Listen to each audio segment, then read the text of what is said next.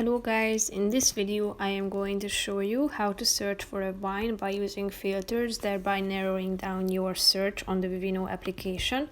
But first I just want to mention, don't forget to subscribe to my channel, because at 10,000 subscribers I am going to show you my whole YouTube revenue statistics and growth strategy, how to make money online. So let's jump into it.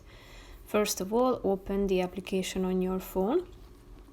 And after that, tap on the search icon. That's the second option down below.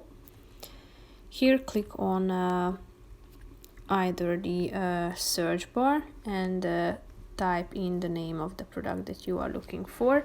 Or if you want to narrow down your search, you can go to the type section in the browse wines section, and here you can search for the perfect wine. First, you need to select the type, such as red, white, sparkling, rosé, dessert, or fortified. Tap on the relevant one, and here you should indicate the price range on this slide at the top. You can also narrow down your search by applying the filter of country, so you can select which country you prefer. Then the grape type can be indicated, as well as the style. Taste as well can be indicated on the slide.